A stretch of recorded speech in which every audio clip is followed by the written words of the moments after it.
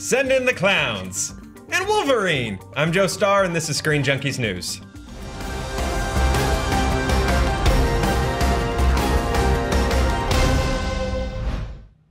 For those of you who opened up YouTube this morning to find Hugh Jackman singing and dancing in the middle of a circus, I am sorry to disappoint you, but no, there is not a new X-Men spin-off coming down the pipeline.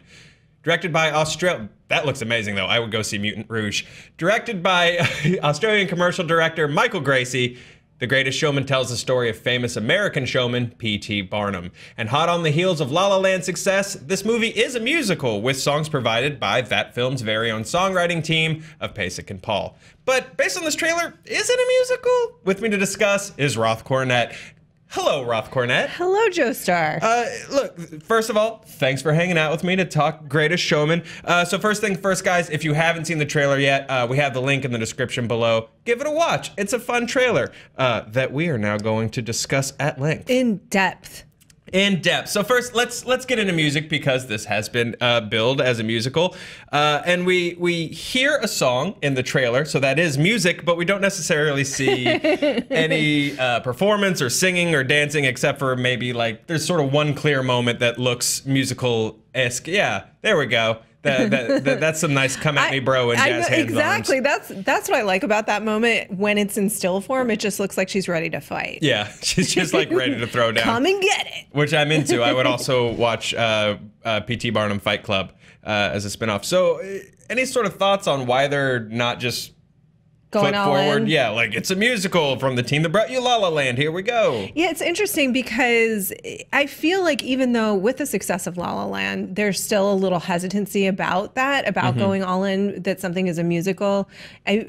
I remember when the marketing around Frozen before it came out, and look at what a success that was. I feel like a lot of people could have maybe not even known that was musical, you know, when they went to see that film. So it's an odd thing, and they were dancing around the idea that it was a musical initially in the marketing. They were like, it has musical elements, and you're like, so it's a narrative driven by song and dance. Yeah, but not a musical. I wouldn't think of it in those terms. That's a much less sexy film genre. Yeah. It's like the dustiest film genre at Blockbuster.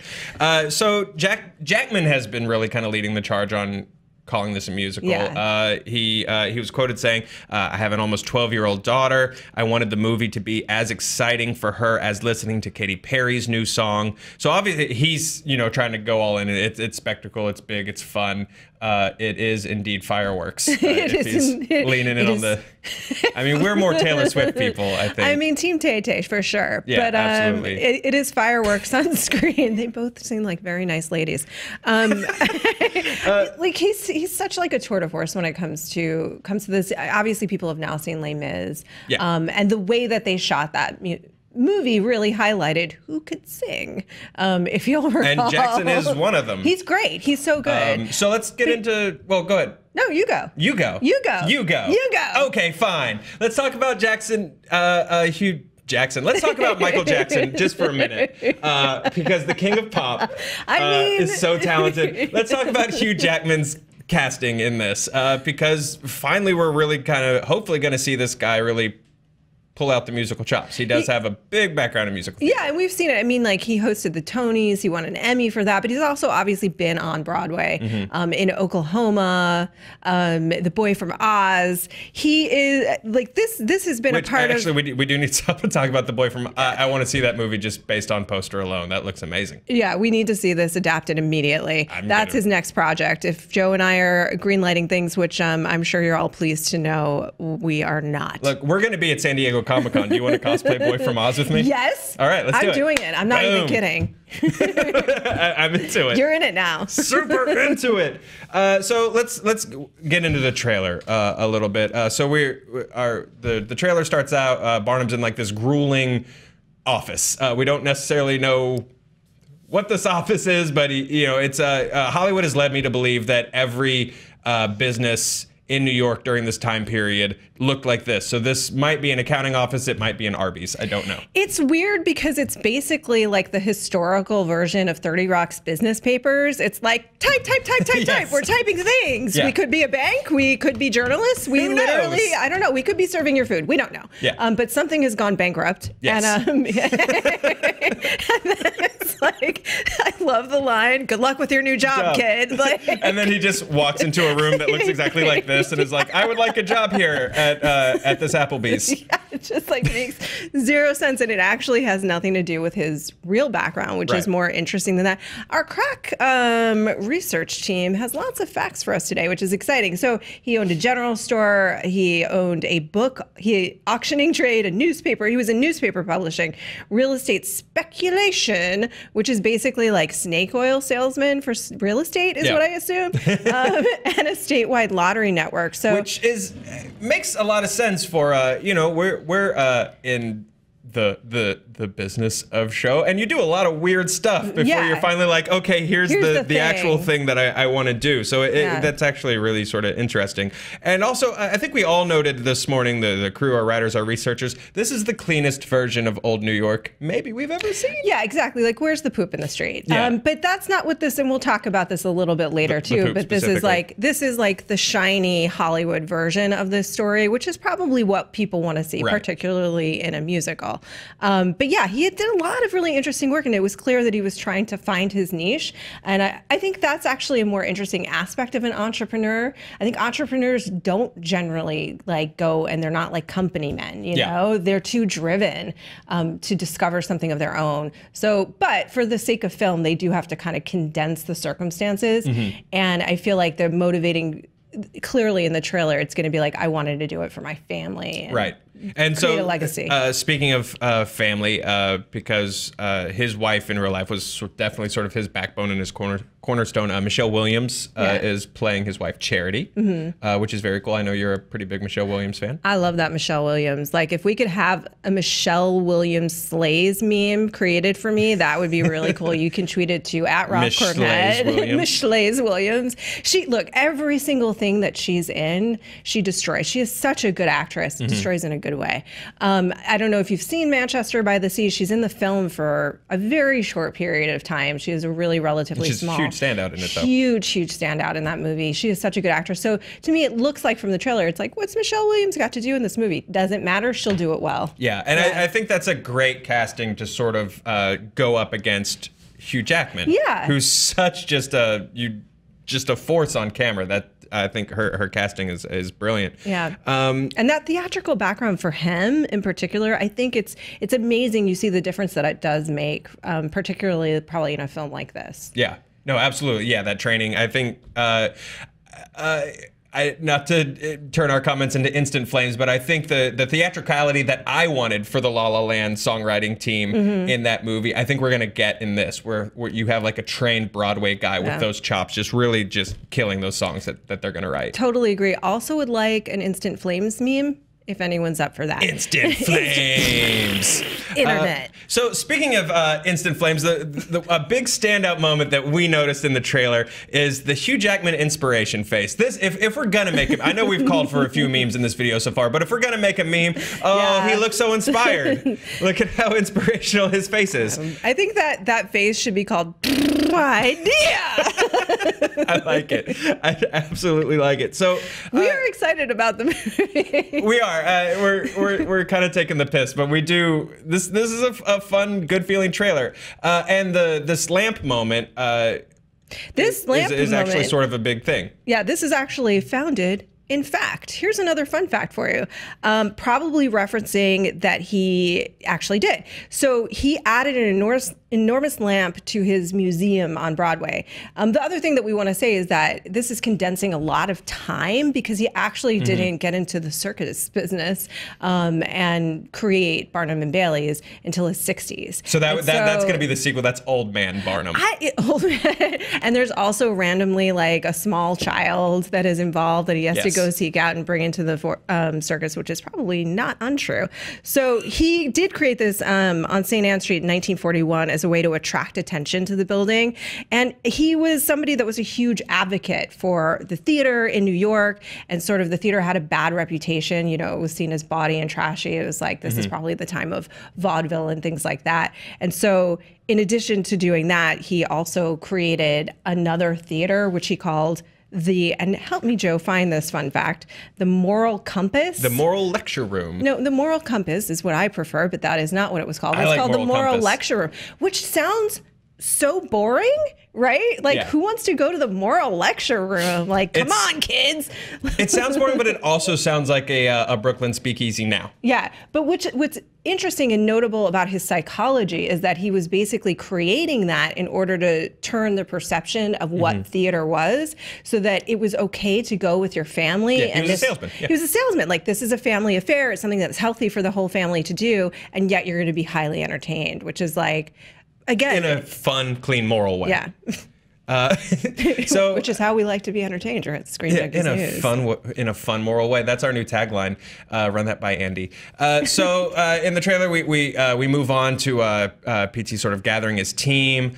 We've got some great shots of some of these performers that we can run through, including, of course, Zac Efron, the one and only. There he is. And Zac Efron, also a musical guy. So I'm interested in his casting here, too. Quite the dancer. Yeah. That guy has some moves. He's also made of abs.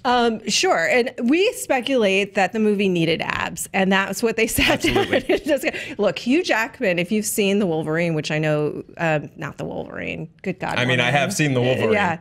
Circling back, Logan, he still has some amazing abs. But in reality, like, because this is probably so driven by his family, and he's so motivated by a relationship that already exists, maybe they felt like, oh, we need sort of a B storyline, and that's where Zac Efron. Yeah, that's where Zac Efron kind of runs in. And Zendaya. Well, we are sort of putting his team together, and maybe he is just the human ab. Yeah.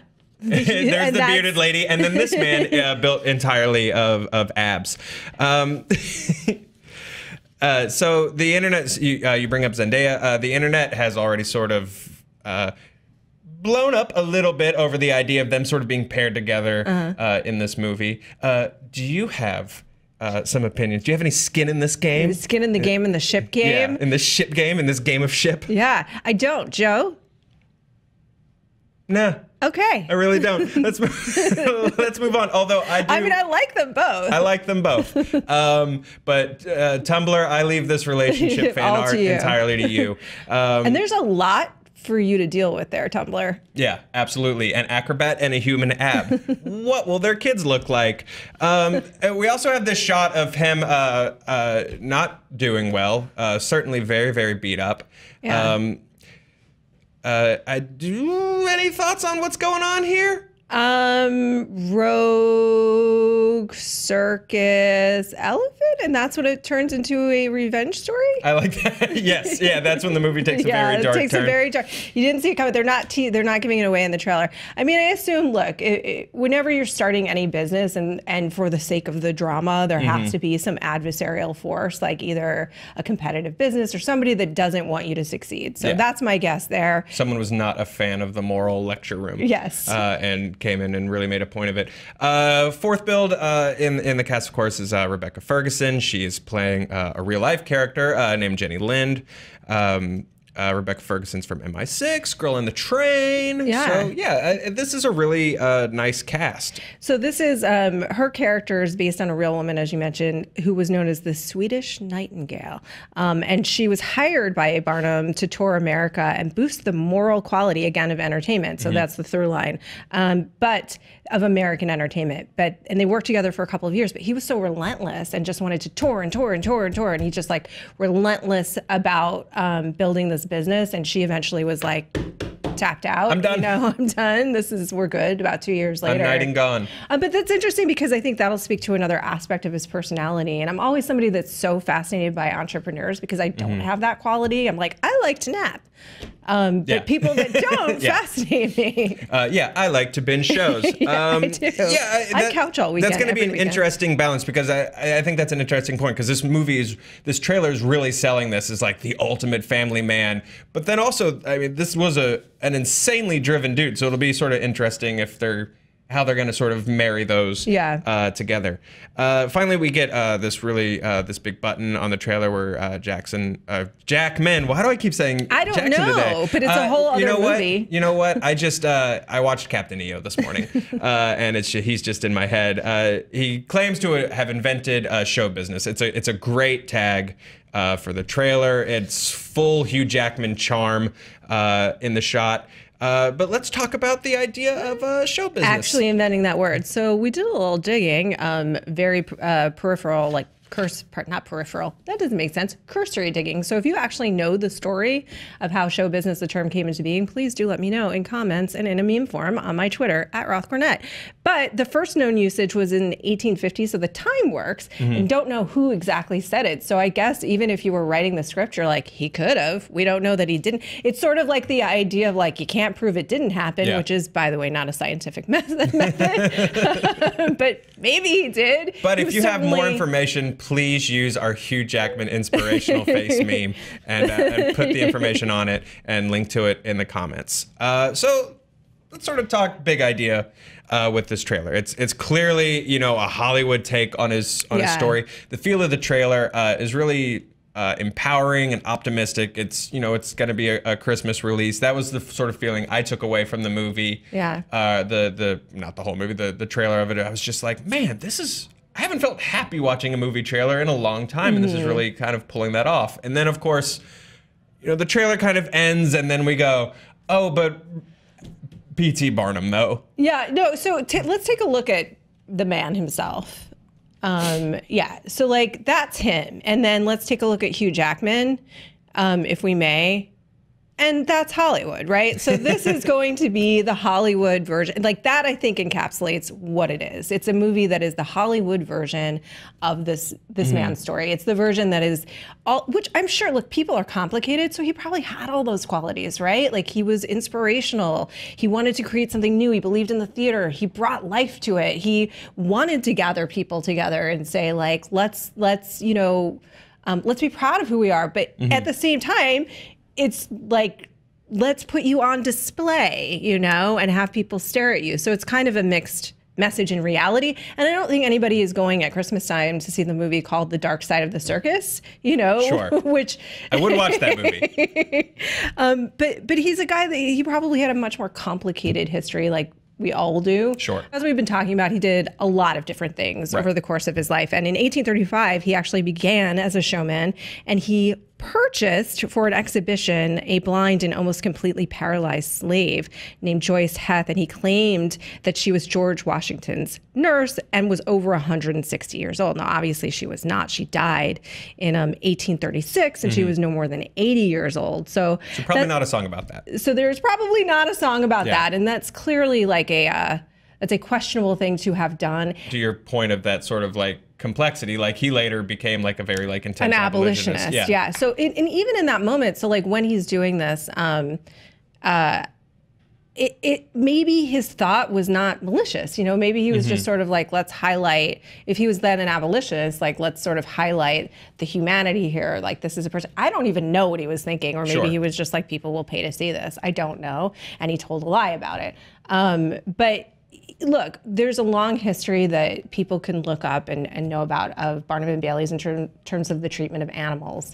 And there's been fines and lawsuits back and forth between them and animal rights organizations.